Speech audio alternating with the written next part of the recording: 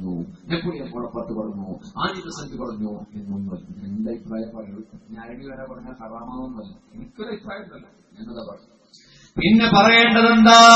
അല്ലാഹുവിന്റെ റസൂല് പൊന്നുമോനെ അനമിൻ നൂരില്ലാഹ് വകുല്ലു ശൈഇൻ മിൻ നൂരി, ഞാൻ അല്ലാഹുവിന്റെ നൂറാ, ഞാൻ അല്ലാഹുവിന്റെ വെളിച്ചമാ. വകുല്ലു ശൈഇൻ മിൻ നൂരി, എന്റെ നൂറിൽ നിന്നാണ് മനുഷ്യനും ജീവജാലങ്ങളും കടലും കരയും ആകാശവും ഈ ബ്രഹ്മാണ്ഡ കടാകം മുഴുവൻ മിൻ നൂരി, എന്റെ നൂറിൽ നിന്നാണ്.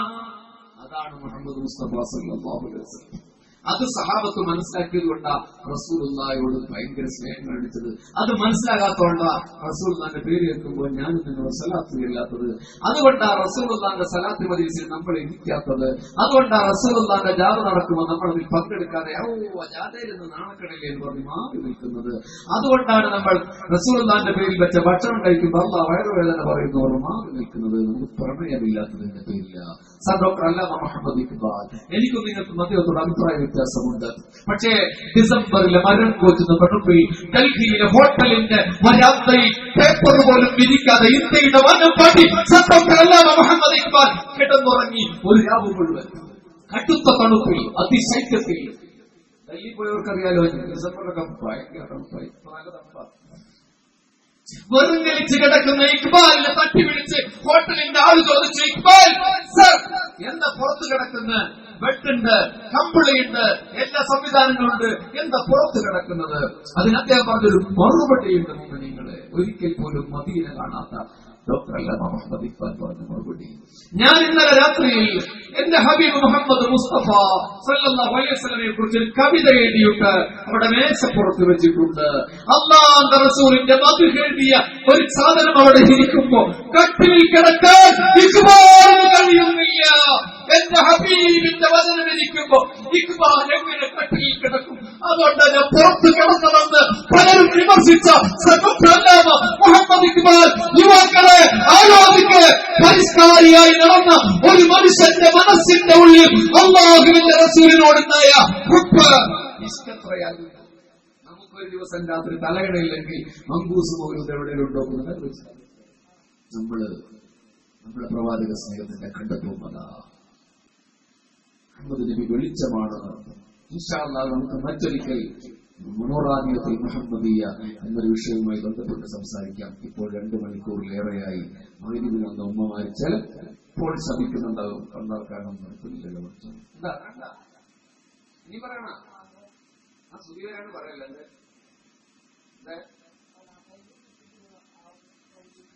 നാളെ ഗംഭീര പരിപാടി നടക്കാൻ പോണതല്ലേ മുഅ്മിനീങ്ങള്. എന്നിട്ട് 20 ഉറുപ്പിക നാളെ കൊടുത്താൽ മതി. പരിപാടിക്കൊക്കെ ചെലവുണ്ട്. നേരത്തെ പറഞ്ഞൊക്കെ നേരത്തെ പുസ്തകം പറഞ്ഞ വീട് വേണ്ടത് ആ അർത്ഥത്തിലില്ല. ഞാൻ പറഞ്ഞെന്ന് മനസ്സിലാക്കണം. ആദ്യം മുതൽ കേട്ടവർക്ക് മനസ്സിലായിണ്ടാവും. അതിനു വേണ്ടി പറയുന്ന തെരുവിന് SKSF എന്ന് പറഞ്ഞ വിദേശത്ത് നിന്ന് ഫണ്ട് വരാനുള്ള ഒരു സംഘടന ഇല്ലാത്തത് കൊണ്ട് വലിയ ബുദ്ധിമുട്ടിലായിരിക്കും പിള്ളേർ ഈ പരിപാടികൾ സംഘടിപ്പിച്ചിട്ടുണ്ടാകാം.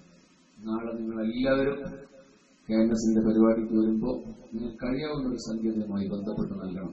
നമ്മൾ ഒരക്ഷരം പോലും വെറുതെ ചെലവാക്കാതെ, വെറുതെ സമയം കളയാതെ അള്ളാഹുവിനെയും അവന്റെ ഹബീബിനെയും സ്നേഹിക്കുന്ന കാര്യമാണ് പറഞ്ഞത്. മുത്തനബി വെളിച്ചമാണെന്ന് തിരിച്ചറിയുന്ന നിമിഷം മുതൽ നമുക്ക് പ്രണയം വരും. കുന്തു നൂറൻ ബൈന യദൈല്ലാഹി അസ്സ വജൽ ഖബല അൻ യഖ്ലുഖ ആദം അലൈഹിസ്സലാം ബിഅൽഫി ആം. ആദം നബിയെ പടയ്ക്കുന്നതിന് 1000 കൊല്ലങ്ങൾക്ക് മുമ്പ് ഞാനൊരു വെളിച്ചമായിരുന്നു.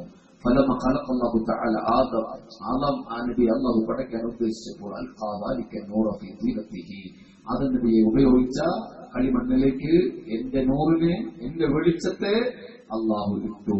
അങ്ങനെ ഫീ സുൽബി ആദമ ഇലൽ അർദ്, ഞാൻ ഭൂമിയിലേക്ക് ഇറങ്ങി വന്നു എന്ന് മുഹമ്മദ് മുസ്തഫ.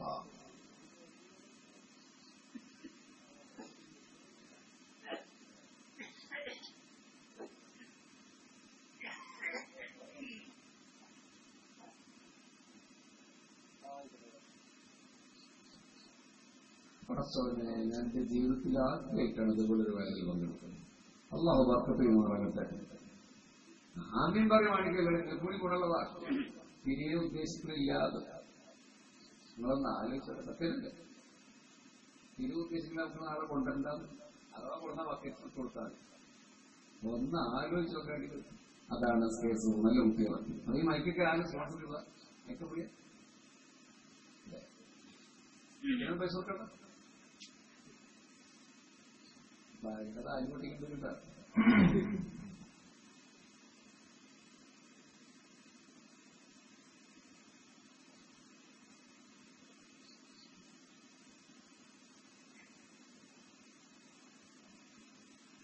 ചിലരൊക്കെ മുമ്പ് വീട് കൊടുത്തിട്ടുണ്ട്.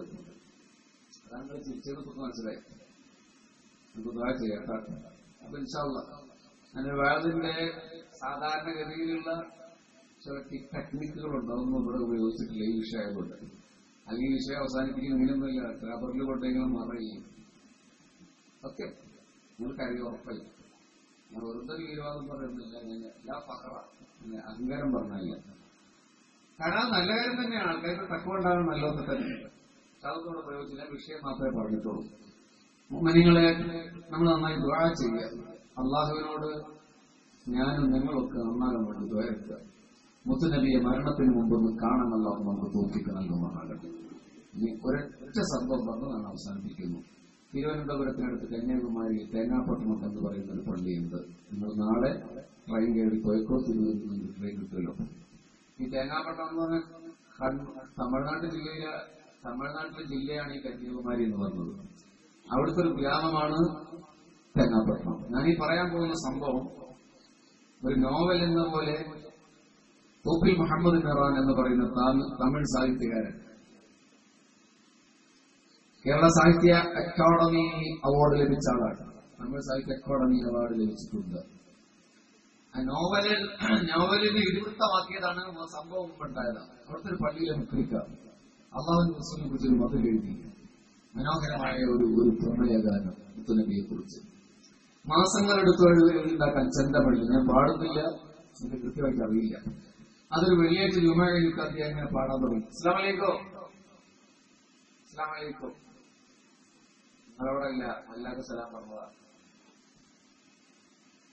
മൂപ്പങ്ങൾ പാടാൻ തുടങ്ങിയപ്പോ ആൾക്കാർ എഴുന്നേറ്റ് പോയി. എന്താണെന്നറിയാം, പള്ളിയിൽ 10 ദിവസത്തേക്ക് ആൾക്കാരില്ല. പിന്നെ മൊല്ലാക്കാരുടെ പാട്ടിന് ആൾക്കാരുണ്ടാകുക. ഇപ്പോഴത്തെ കാലത്തല്ല, പണ്ടത്തെ കാലത്ത് ഇപ്പോഴത്തെ രീതിയില്ല. അപ്പോൾ അങ്ങനെ കേൾക്കാൻ ഇരിക്കണട്ടോ. പ്രസംഗം കേൾക്കണം. ആ ഒരു വെള്ളിയാഴ്ച ഉണ്ടെങ്കിൽ കേൾക്കണം, ഇല്ലെങ്കിൽ ഉണ്ടാക്കൊന്നും വേണ്ട. ഉണ്ടെങ്കിൽ കേൾക്കണം. അതുപോലെ മജ്‌ലിസ് കുടുംബത്തെ നമ്മൾ ഉണ്ടാകണം. നാളെ സുരസ്കരിക്കാൻ വേണ്ടി എല്ലാവരും വരണം. പറ്റണോ? അതൊരു സംഭവമായിട്ടുണ്ട്. ഞാൻ കേട്ടത് മനസ്സുകൊണ്ട് കേട്ടവർ, ചെവികൊണ്ട് കേട്ടവരൊക്കെ സുഖമായി പോലും സ്ഥിതിക്കാതെ കിടന്നു. മനസ്സുകൊണ്ട് കേട്ടവർ എന്തായാലും അലറാൻ വെച്ചിട്ട് ഇവിടെ വരും. അള്ളാഹു മനസ്സുകൊണ്ട് കേട്ടവർ നമ്മൾ ഉൾപ്പെടുത്തുമാറാകണം. അള്ളാഹു ക്യാൻസർ വന്നില്ല എന്നുള്ള കരുണമുണ്ടെങ്കിൽ നമ്മൾ വരണ്ടേ. പറ്റും. നിങ്ങൾ നാളെ ചെറുപ്പക്കാരൊക്കെ ഒരു പ്ലാൻ ഇടും. നമ്മളൊരു അടി ഉണ്ടാക്കാൻ വേണ്ടി പോകാനുണ്ട്. അങ്ങനെയല്ല, ഉണ്ടാക്കാൻ പോകണേ നമ്മൾ അപ്പൊ സെറ്റപ്പ് ആവൂലേ. സർക്കല സെറ്റപ്പ്. നമ്മളൊരു ഫുട്ബോൾ കളി നടക്കുകയാണെങ്കിൽ ഭയങ്കര സെറ്റപ്പ് ആയി പോയി. ഒരു കല്യാണമാണെങ്കിൽ തലേസം വെറുതെ സ്പ്രേ കടിച്ചു വിജയിക്കുക. നമ്മൾ പോലല്ലേ 12 മണിക്ക് ഓഡിറ്റോറിയത്തില് സ്ത്രീട്ടറൊക്കെ പോയിട്ട് ഇങ്ങനെ പ്ലാസ്റ്റിക്കിന്റെ ജീവിതം ഇങ്ങനെ നിൽക്കില്ലേ. വലിയ കുഴപ്പമൊന്നുമില്ല, കിടന്നൂരില്ല. എന്നിട്ട് ബിരിയാണി കഴിക്കുക, പല്ല് കുത്തിട്ട് ഇറച്ചി വന്നിട്ടില്ലല്ലേ എന്ന് പറഞ്ഞ് തിരിച്ചുപോയി. ഇതിനൊന്നും നമുക്കൊരു കുഴപ്പമില്ല, ഒരുങ്ങാൻ കുഴപ്പമില്ല. നിങ്ങൾ സുഖിക്കുന്ന ആളെ ഒരു തോന്നുന്നില്ല. ഈ ആൾക്കാരൊക്കെ വേറെ മായിലത്തെ ആൾക്കാരാണെന്ന് തോന്നുന്നില്ല. ഈ മറ്റ ആൾക്കാരാണ്. ഇത്ര ആൾക്കാര് ഈ പള്ളിയിൽ നാളെ സുഖിച്ചേക്കാൻ വന്ന ഒരു പക്ഷേ 10 ദിവസം മുഖത്തിൽ വരും. എന്തുകൊണ്ടെന്നാൽ നിങ്ങൾ തീരെ വരാത്തതുകൊണ്ട് അത് വെള്ളിയാഴ്ച വരുന്നുണ്ടാവുള്ളൂ എന്നൊക്കെ തോന്നുന്നത്. ഇവിടെ അങ്ങനെ എനിക്കറിയില്ല. വന്ന മാതിരി തിരിച്ചു പോകണമെന്ന് കൊണ്ട് ഞാൻ എന്റെ നാട്ടിലെ കാര്യം പറയും. എന്റെ നാട്ടിൽ അത്തിവാടി പോകണം. കാരണം ഒരു സ്വപ്പാളുണ്ടാവുള്ളൂ. നമുക്ക് മാറാം, മാറ്റി തെരുമാറാകട്ടെ. ഈ മൊല്ലാക്ക പാട്ടുപാടിയപ്പോ ആരും ഉണ്ടായില്ല. ഇയാൾക്ക് സങ്കടമായി കരഞ്ഞു. അന്ന് രാത്രി വീട്ടിൽ വന്ന് സങ്കടത്തോടെ പൊട്ടിക്കരഞ്ഞുറങ്ങുകയാണ് പള്ളി മുക്രി. പാതിരാ പിന്നിട്ട നേരം ഒരാൾ വന്ന് തട്ടി വിളിച്ചിട്ട് പറഞ്ഞു, പാട്ടുപാടണ്ടേ, മുത്തുനബിയുടെ പാട്ട് പാടണ്ടേ. മൊല്ലാക്ക എഴുന്നേറ്റ് ചാടി കടലാസ് സാധനത്തിൽ അതിന് ആള് വേണ്ടേ പാടാൻ. തേങ്ങാപ്പട്ടണം പള്ളിയിൽ നിറയെ ആളാ, പാട്ടുപാടാൻ വരൂ. വന്നാളുടെ ഉന്നാല അദ്ദേഹം പോയപ്പോ മുമ്പിനെ പള്ളി നിറയെ ആളാ. ആൾക്കാർ. മൊല്ലാക്ക അങ്ങോട്ട് പാടാൻ തുടങ്ങി. ചന്തമഴിയ മനോഹരമായ കവിതയുടെ പ്രവാചക പ്രണയത്തിന്റെ പൂമഴ പെയ്തൊഴുകുകയാണവിടെ. ആ പാട്ട് തീർന്നപ്പോ എല്ലാവരും അതിൽ ലയനം കൊണ്ടോ, എല്ലാവരും അതിൽ സുഖം കണ്ടോ. ആ സമയത്തതാ പുറത്തുനിന്നൊരാൾ വിളിച്ചു മൊല്ലാക്കെ. മൊല്ലാക്ക ഇതുമായി ഓടിച്ചെന്നു. അദ്ദേഹത്തിന്റെ കൈ പിടിച്ചിട്ട് വന്നാൾ ചോദിച്ചു, മുത്തുനബിയുടെ മദഹ് പാടിയപ്പോ സന്തോഷമായോ നിങ്ങൾക്ക്? അപ്പൊ പറഞ്ഞു, ഇഷ്ടമായി, റസൂലുള്ളാഹിന്റെ മദഹ് പാടാ എത്ര കാലമാ ഞാൻ കൊതിച്ചിരിക്കാൻ തുടങ്ങിയിട്ട്. അപ്പൊ ചോദിച്ചു, റസൂലുള്ളാഹിനെ പെരുത്തിഷ്ടമാണോ നിനക്ക്? അപ്പൊ പറഞ്ഞു, ഇഷ്ടമാണെന്നോ? മനുഷ്യ നീ എന്താ പറയുന്നത്? അല്ലാഹുവിന്റെ റസൂലിനെ ഇഷ്ടപ്പെടാത്തവരാരാ? അപ്പൊ ചോദിച്ചു, നിങ്ങൾ മദീനയിൽ പോയിട്ടുണ്ടോ? അപ്പൊ മല്ലാക്ക കരഞ്ഞിട്ട് പറഞ്ഞു, ഇല്ല, പോകാൻ കൊതിയുണ്ട്, പക്ഷെ ഞാനൊരു പള്ളിമല്ലയാ, എങ്ങനെയാ മദീന ഇതിലൊക്കെ പോയി വരിക? ചെലവുള്ള കാര്യ. റൗളയൊന്ന് കാണാ, മുത്തുനബിയുടെ ചാരയൊന്ന് നിന്ന് സലാം പറയാ, എനിക്ക് കൊതിയുണ്ട്, പക്ഷേ പറ്റില്ല. അപ്പൊ ചോദിച്ചു, അല്ലാഹുവിന്റെ റസൂലിനെ നിങ്ങൾ കണ്ടിട്ടുണ്ടോ? അപ്പൊ പറഞ്ഞു, ഇല്ല. കാണാൻ കൊതിയുണ്ടോ നിങ്ങൾക്ക്? അപ്പൊ പറഞ്ഞു, മനുഷ്യ നിങ്ങൾ വീണ്ടും എന്നെ കളിയാക്കുന്നു. ആർക്കാണടാ അല്ലാഹുവിന്റെ റസൂലിനെ കാണാൻ കൊതിയില്ലാതിരിക്കുക? ആർക്കാണ് റസൂലുള്ളാഹിനെ സ്വപ്നത്തിലൊന്ന് കാണാൻ കൊതിയില്ലാതിരിക്കുക? അപ്പോഴാ വന്ന മനുഷ്യൻ പറഞ്ഞു, തന്റെ നെഞ്ചിലേക്ക് ചേർത്തു പിടിച്ച്, അന ഖാതിമുൽ അംബിയാ മുഹമ്മദ് മുസ്തഫ, ഞാനാണ് റസൂൽ, ഞാനാണ് റസൂൽ. മുഅ്മിനീങ്ങളെ, എന്റെ ചെറുപ്പക്കാരെ, എന്റെ പ്രായമുള്ളവരെ, ഉമ്മമാരെ, ഉപ്പമാരെ, ഈ രാത്രി മുഴുവൻ ഈ സദസ്സിലിരുന്ന പ്രിയപ്പെട്ടവരെ, മദീനയുടെ നായകനില്ലേ, ഹരിതവിനാരത്തിന്റെ താഴെയിരുന്ന് ഈ സദസ്സ് കാണുന്ന ലോകത്തിന്റെ രാജകുമാരൻ, കരളിന്റെ കഷ്ണമായ മുഹമ്മദ് മുസ്തഫ തങ്ങളാണ് തന്നെ പ്രണയിച്ച, തന്നെ സ്നേഹിച്ച ആശിഖിനെ കാണാൻ വേണ്ടി മദീനയിൽ നിന്ന് ഓടിയെത്തിയത്. ഇത് റസൂലുള്ളാഹിന്റെ വഫാത്തിന് ശേഷമാണ്, സഹാബത്തിന്റെ കാലമല്ല. കൂടി വന്നാൽ ഒരു 3 നൂറ്റാണ്ടിന്റെ ഉള്ളിലാണ് ഇത് സംഭവിച്ചത്. നിങ്ങൾ നാളെ പോയി അന്വേഷിച്ചോ. കന്യാകുമാരിയിലെ തേങ്ങാപട്ടണം മഹലിൽ പോയിട്ട് തലമുറകളിലൂടെ ഈ കഥ ഇങ്ങനെ പറഞ്ഞു പോരുന്നുണ്ട്. കിതാബുകളിൽ ഇതിനേക്കാൾ അവിശ്വസനീയമായ സംഭവങ്ങളുണ്ട്. അതുകൊണ്ട് എന്റെ പ്രിയപ്പെട്ട ഉള്ളാടക്കുന്നുകാരെ, ഒരു പാതിരാവിൽ അല്ലാഹുവിന്റെ റസൂൽ നിങ്ങളുടെ നിദ്രയിലേക്ക് ഒഴുകി വരുന്നൊരു ദിവസം വരും.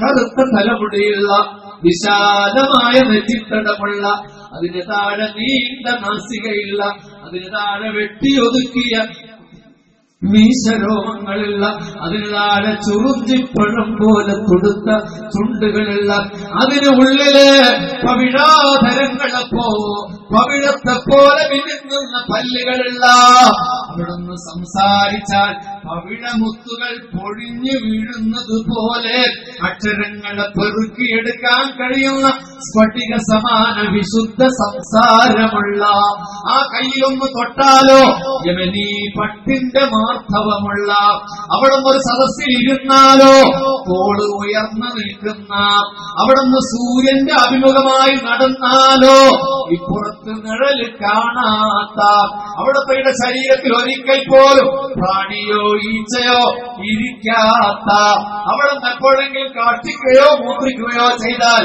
ഭൂമി പിന്നെ ബാക്കി വെക്കാതെ വിഴുങ്ങിക്കളയുന്ന ഒരു 10 പ്രത്യേകത നബിക്കു മാത്രമുള്ളതാ. അതെ, ആ സൗന്ദര്യത്തിന്റെ സകലമാന സവിശേഷതകളും സമഞ്ജസമായി സമന്വയിച്ച ആരംഭ റസൂൽ മുഹമ്മദ് മുസ്തഫ വരും നിങ്ങളുടെ അരികിലേക്ക്. മമ്മൂട്ടിയെ സ്നേഹിച്ചത് സൗന്ദര്യത്തിന്റെ പേരിലാണെങ്കിൽ, മോഹൻലാലിനെ സ്നേഹിച്ചത് സൗന്ദര്യത്തിന്റെ പേരിലാണെങ്കിൽ,